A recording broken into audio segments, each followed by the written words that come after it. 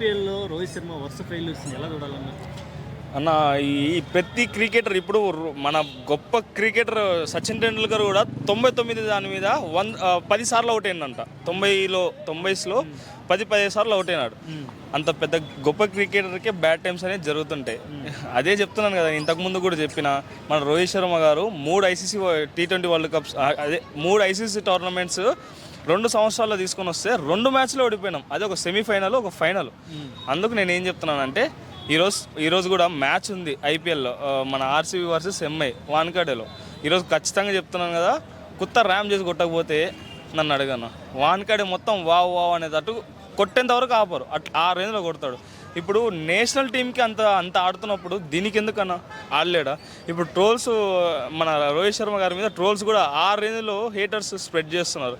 మన ఇండియాకి world cups తెప్పించా. అసలు నన్ను అడిగితే గూగుల్లో కూడా సెల్ఫిష్ అంటే టీమ్ సెల్ఫిష్ క్రికెటర్ అని కొడితే మన రోహిత్ శర్మ పేరే వస్తుంది.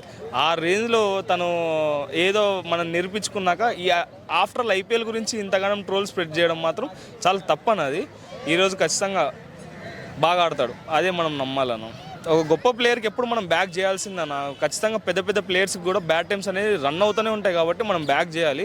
పక్కాగా చెప్తున్నాను కదా, ఈ ఐపీఎల్ ఇంకా 4 మ్యాచ్లు అయిపోయినాయి ఎంఐవి, ఇంకా 10 మ్యాచ్లున్నాయి. 100% చెప్తున్నాను కదా, ఖచ్చితంగా ఒక సెంచరీ, ఓ 3 హాఫ్ సెంచరీలు పక్కాగా ఉంటాయి. 5 సార్లు ఛాంపియన్స్ వాళ్ళని చేసిందన్న ముంబైని. అంటే 3 సార్లు మన రోహిత్ శర్మ కెప్టెన్సీలో వచ్చింది. అది అసలు నన్ను అడిగితే జోక్, నార్మల్ జోక్ కాదు అది.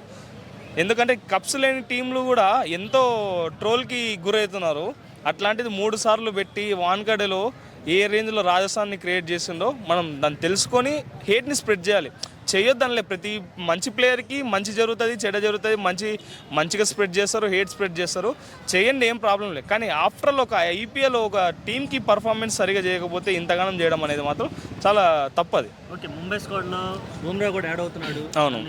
అవును వచ్చాయి. ఇప్పుడు ముంబై ఇండియన్స్ స్ట్రాంగ్ అయినట్టు అనుకోవచ్చా బుమ్రా తోటి?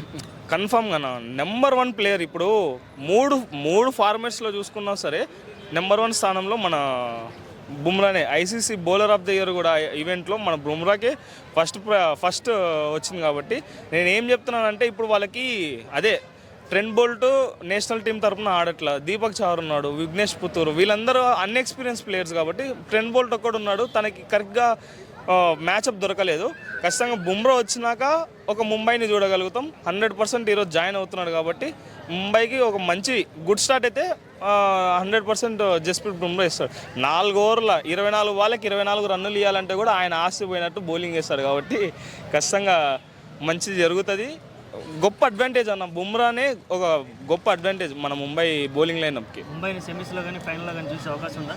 కొంచెం డిఫికల్టే అన్న, ఎందుకంటే ఒకప్పుడు క్రికెటింగ్ స్టైల్ లేదు ఇప్పుడు. ఎందుకంటే ఒక బాల్ డాట్ పడినప్పుడు ఇంకో ball A player a bowler అని చూడట్లా, 6 or 4 కొట్టాలని